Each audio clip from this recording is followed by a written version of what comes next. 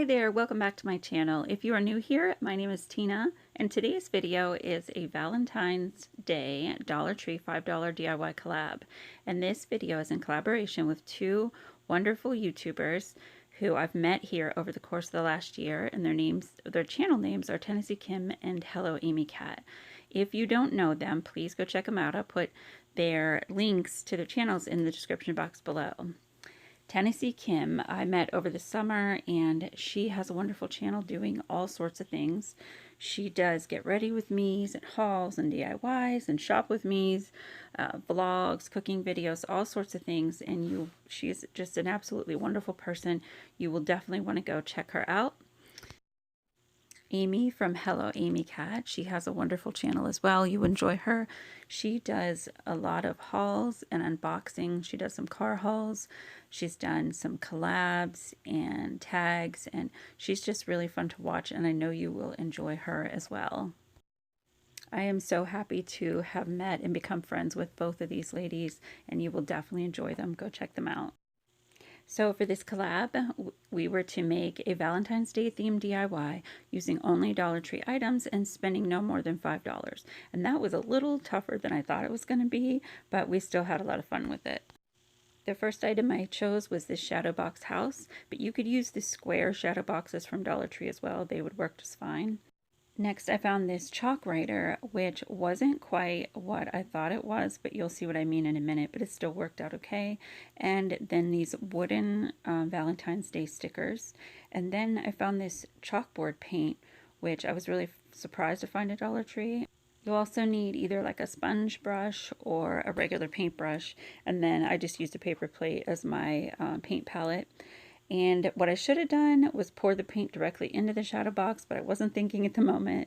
So I did just put it on this plate and then painted the whole interior of the box. I started by just painting the base of it, but then I ended up doing the interior, like the inside of the walls as well. Now this paint only took one coat, which was really nice and quite a time saver. I did the inside. Here you can see I didn't do the walls, but I do end up doing that later. And then for the back, I just painted the entire back of it too, because this is going to be a double-sided project.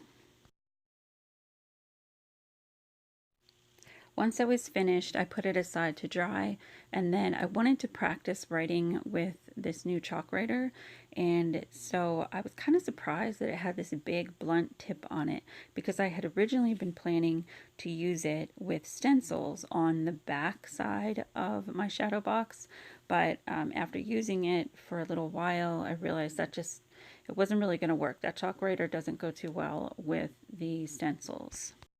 So I ended up just doing it freehand and practicing on the black sheet of construction paper.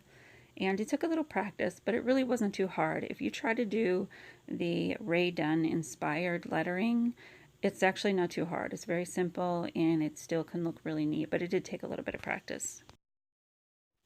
I still wasn't happy with how wide the lettering was coming out due to that blunt tip, so I started using the construction paper to just kind of rub away the sides and sharpen it.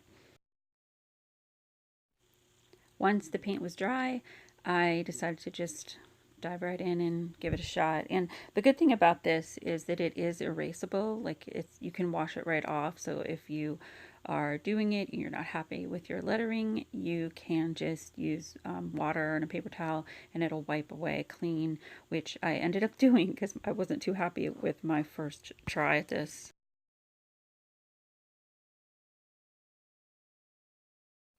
Once I got the lettering the way I liked it, I got out my little wooden hearts, and then it was just a matter of choosing which one I liked the best and which, where to put it. And then I just hot glued it in place.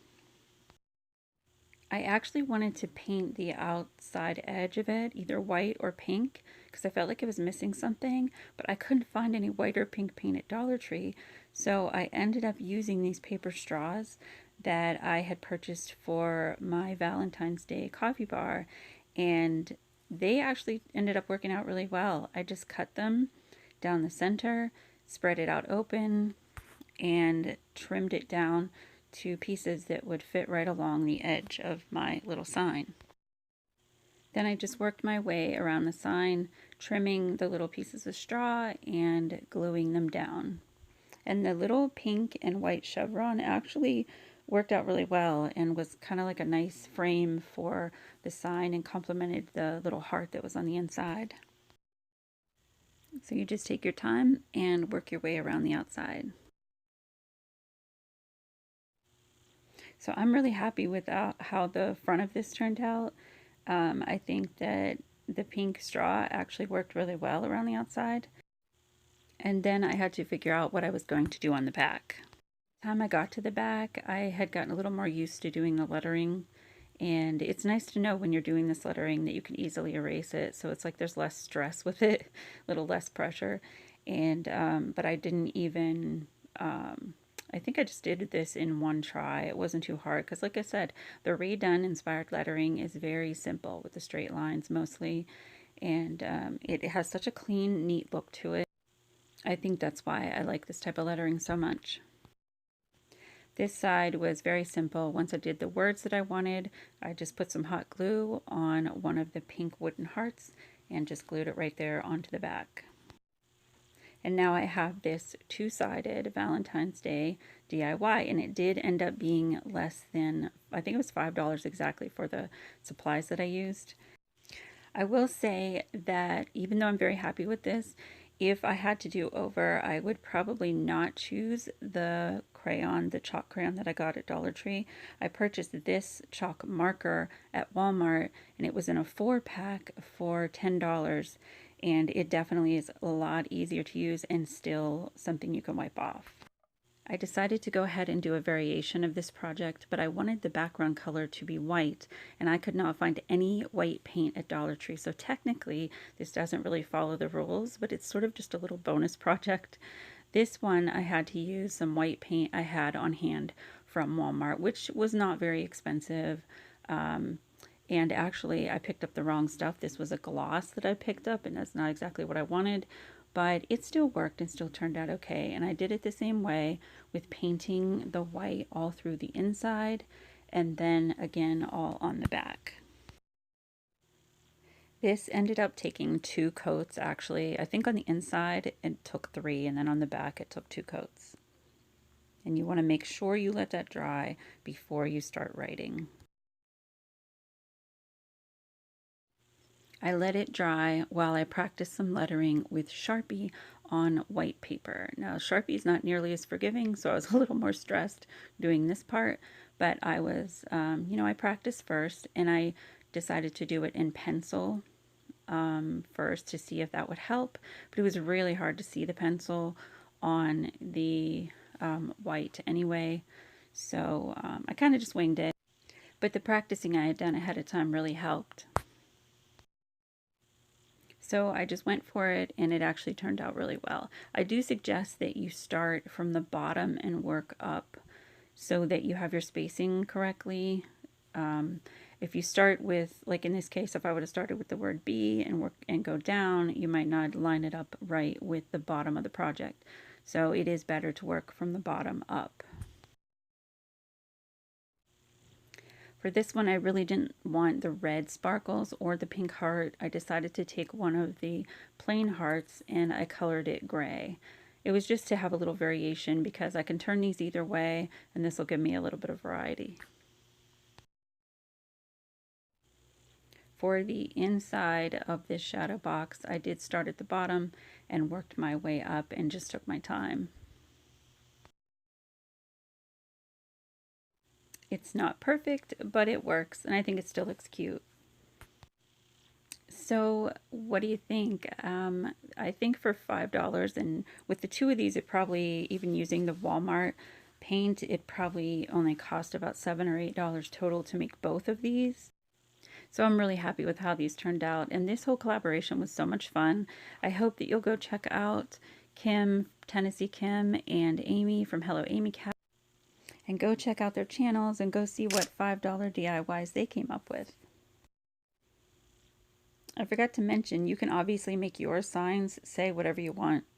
And you could even have a different variation with these if you would like to use letter stickers. You could put those on here. You could use the stencils if you like, and maybe use paint. It's whatever you want. There is a lot of room for creativity here. You can personalize these however you like. I should mention I did end up taking the taller shadow box on the front and using a Sharpie to go around the edge, and I felt like it just needed that to be a more polished look, but it was very simple, just taking a Sharpie and coloring it in. So I hope you enjoyed today's video, and if you did, please give it a thumbs up and consider subscribing to my channel. I would love to have you here as part of my YouTube family, and I hope you all are having a fantastic day and a wonderful weekend, and I will see you in my next video. Bye!